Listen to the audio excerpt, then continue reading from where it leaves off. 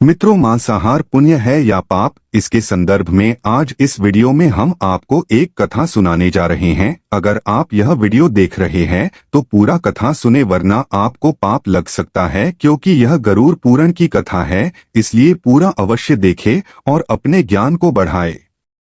यह बात उन दिनों की है जब भगवान श्री कृष्ण अपने बालपन में थे। एक बार जब श्री कृष्ण एक पेड़ के नीचे बैठे बांसुरी बजा रहे थे, उसी तरह एक हिरन दौड़ता चला आया और उनके पीछे जाकर छुप गया। वो हिरन बहुत ही घबराया हुआ था। भगवान श्री कृष्ण ने उसके सिर पर हाथ फेरते हुए कहा, क्या हुआ? तुम क्यों छुप रहे हो? उसका पीछा करते हुए एक शिकारी भी वहां आ पहुंचा और बोला, यह मेरा शिकार है, इसे मुझे दे दो, इस पर मेरा अधिकार है। तब भगवान श्री कृष्ण बोले, हर जीवित जीव पर उसका खुद का अधिकार होता है, न कि किसी का। तब वह शिकारी क्रोध में बोला, यह मेरा शिकार है, इसे मैं पकाकर खाऊंगा। तब भगवान श्री कृष्ण बोले, किसी भी जीव को मारकर खाना पाप की श्रेणी में आता है। क्या तुम पाप के भागी बनना चाहते हो? मांसाहार पुण्य है या पाप, क्या तुम धर्म को नहीं जानते? तब वह शिकारी बोला, मैं तुम्हारे जितना शिक्षित तो नहीं कि यह जानूं कि मांसाहार पुण्य है या पाप, पर मैं यह जानता हूं कि जीव को मारकर खाना, इसमें कोई हर्ज नहीं। मांसाहार से तो वह जीव को जीव बंधन से मुक्त कर रहा है, फिर क्यों मांसाहार से मना किया जाता है? मांसाहारी होने को क्यों नहीं कहा जाता? वैसे भी मैं इसको मारकर नीच योनि से मुक्ति दिलाकर पुण्य ही कमा रहा हूं, फिर इस पर पाबंदी क्यों? इसे तो प्रोत्साहित करना चाहिए। जहां तक मैंने सुना है, जीव हत्या तो शास्त्रों में भी बताया गया है। राजा लोग शिकार किया करते थे। ऐसे तमाम तर्क देते हुए श्री कृष्ण से पूछा कि फिर क्यों ये मांसाहार गलत है और पाप की श्रेणी में आता है? आप ही बताइए, मांसाहार पुण्य है या पाप?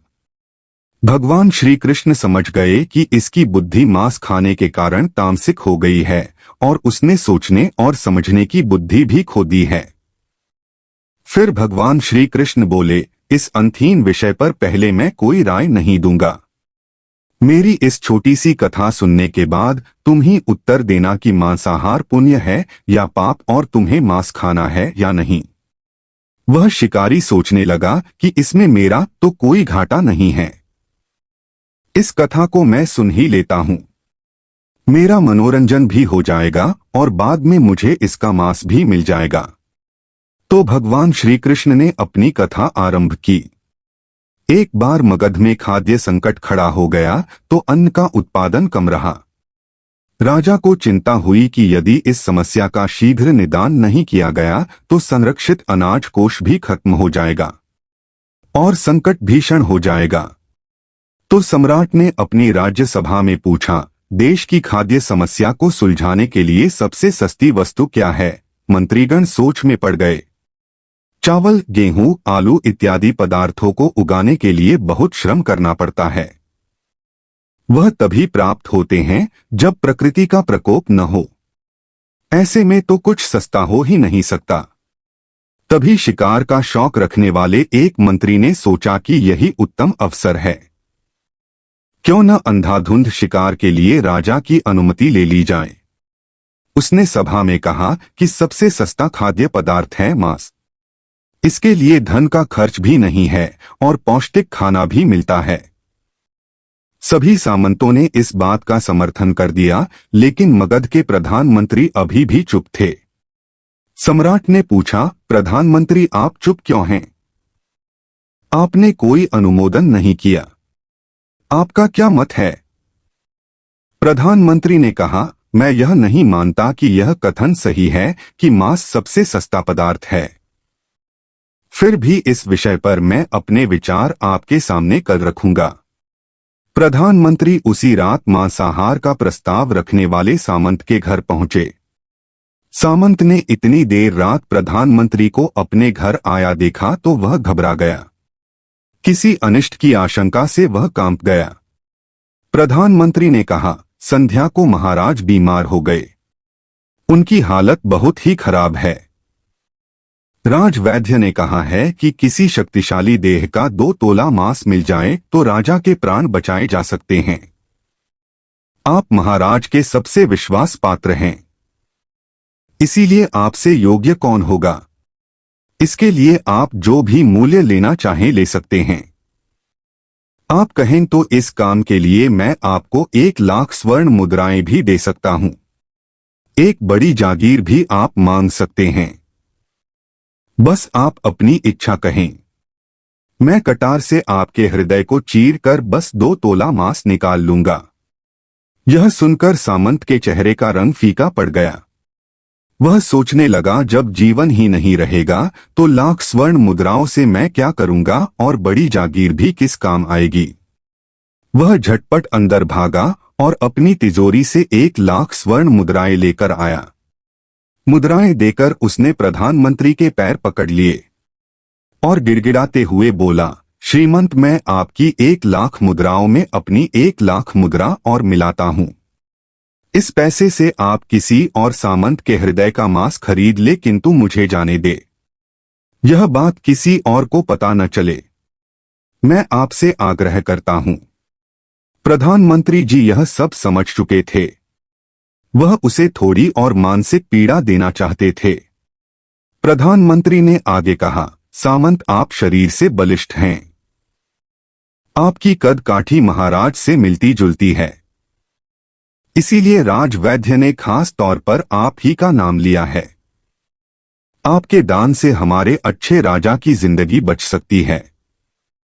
आप कहे तो मैं आपको प्रधानमंत्री का पद देने को तैयार हूं और खुद आपका कर्मचारी बनकर रहूंगा, पर प्रजा से हमारे राजा न छीने। सामंत तो फंसता हुआ दिख रहा था। उसने शरीर पर अंगवस्त्र रखकर अपने जूते भी पहन लिए। जैसे ही वह वहां से भागने वाला था, वह तुरंत प्रधानमंत्री के पैरों में लेट गया। उसने याचना की कि प्रधानमंत्री, मैं इसके योग्य नहीं हूं। जब प्राण ही नहीं रहेंगे तो प्रधानमंत्री पद का या राजा का सिंहासन भी मिल जाए तो मैं उसका क्या करूंगा। आप चाहें तो मेरा सब कुछ ले ले, पर मेरे प्राण न लें। मैं अपना ये भवन और सारा धन आपको सौंपता हूं। रातों रात राज्य से निकल जाऊंगा। इतना कहकर वह अपने घोड़े की ओर भागा और जैसे ही अपना घोड़ा गठने लगा, आवाज आई, अभी अभी अपने पीछे गए तुम अपने परिवार को भी छोड़े जा रहे हो। सामंत बोला, मेरे प्राण से प्रिय कुछ भी नहीं है। जब जीवन ही न रहेगा तो कुटुंब का क्या करूंगा। जीवन रहा तो ऐसे ही सुखी रह लूंगा। इतना कहकर घोड़े पर छलांग लगाकर बैठ भी गया। वह अभी चलने को ही था कि प्रधानमंत्री ने घोड़े की साख पकड़ ली। वह सामंत से बोला, भागने की जरूरत नहीं है। आप आराम से घर पर ही रहो। मैं किसी और का प्रयास करता हूं। यह कहकर प्रधानमंत्री वहां से चले गए। प्रधानमंत्री के वहां से जाने पर सामंत के अंदर कुछ जान तो आई, परंतु बेचैनी बनी रही। उसकी नींद खराब हो चुकी थी। मुद्राएं लेकर प्रधानमंत्री बारी बारी से सभी सामंतों के घर पहुंचे और सभी से राजा के लिए हृदय का 2 तोला मांस मांगा, परंतु कोई भी राजी न हुआ। सबने अपने बचाव के लिए प्रधानमंत्री को 1,00,000 और 5,00,000 मुद्राएं तक दे दी। इस प्रकार प्रधानमंत्री ने एक ही रात में करोड़ों स्वर्ण मुद्राएं जमा कर ली। फिर सुबह होने से पहले ही अपने महल में पहुंच गया। अगले ही दिन राजसभा में सभी सामंत समय से पहले ही पहुंच गए। सभी यह जानना चाहते थे कि राजा स्वस्थ है कि नहीं, लेकिन कोई भी किसी से भेद नहीं खोलता था। सबको राजवैद्य की तलाश थी। उनसे ही उन्हें कुछ सूचना मिल सकती थी। प्रधानमंत्री ने सैनिकों को आज्ञा दे रखी थी कि जब तक महाराज राजसभा में न आए, किसी भी सामंत को भी महल से बाहर जाने की आज्ञा नहीं है। राजा सभा में अपनी चिर परिचित गति में आए और अपने सिंहासन पर आकर बैठे। सभी सामंतों ने देखा, कहीं से भी राजा उन्हें अस्वस्थ नहीं लगे। उन्हें तो कुछ हुआ ही न था। प्रधानमंत्री ने उनसे झूठ बोला। हर सामंत के मन में यही विचार चल रहा था, पर कोई भी किसी और को कुछ भी न बोल रहा था। तभी प्रधानमंत्री ने राजा के समक्ष 1 करोड़ स्वर्ण मुद्राएं रख दी। राजा ने पूछा, ये स्वर्ण मुद्राएं किसके लिए है और कहां से आई? प्रधानमंत्री ने कहा, 2 तोले मांस के लिए इतनी धनराशि जुटाई है, पर मांस न मिला। अपनी जान बचाने के लिए सामंतों ने यह मुद्राएं दी हैं। अब आप यह विचार कीजिए, मांस कितना सस्ता है। राजा को बात समझ में आ गई। उन्होंने प्रजा को अतिरिक्त परिश्रम करने का निवेदन किया और राजा के अनाज भंडार में से अनाज निकालकर श्रमिकों को दिया गया। उन्होंने पौष्टिक सब्जियों की खेती का तुरंत आदेश दिया। वह 1 करोड़ स्वर्ण मुद्राएं इसी कार्य के लिए और श्रमिकों के कल्याण के लिए खर्च की गई। ऐसे साग सब्जी तेजी से उगी जिससे प्रजा का कल्याण भी हुआ और पौष्टिकता भी मिली। कुछ समय बाद मौसम अनुकूल हुआ और खेती लहलहाने लगी। इस प्रकार राज्य से खाद्य संकट दूर हुआ। तो मित्रों, जीवन का यह मूल्य भगवान श्री कृष्ण हमें इस कथा के जरिए समझाना चाहते हैं कि हम यह न भूलें कि जिस तरह हमें अपनी जान प्यारी है, उसी तरह सभी जीवों को अपनी जान प्रिय होती है। अपने दिल से जानिए पराये दिल का हाल। यदि संसार के संबंधों से मुक्त करने का तर्क सही है, यदि जीव हत्या जीव को संसार बंधन से मुक्त करने का तरीका है, तो अत्याचारी द्वारा किया गया नरसंहार भी मान्य है। वह भी ये तर्क दे सकते हैं कि वह लोग जीवन के कष्ट से आप लोगों को मुक्त कर रहे हैं। अगर उसके लिए वह जीवन बोझ होता तो कभी भी अपनी जान बचाने के लिए संघर्ष नहीं करता, आपसे भागता नहीं। जो आपके सामने असहाय हो जाता है, उसे प्राण गंवाने पड़ते हैं। जिन जीवों को मारकर आप खा रहे हैं, उन्हें तो प्राण बचाने का अवसर भी नहीं मिलता। बर्बरता सिर्फ वही नहीं है जहां सिर्फ मानव का रक्त बहता है।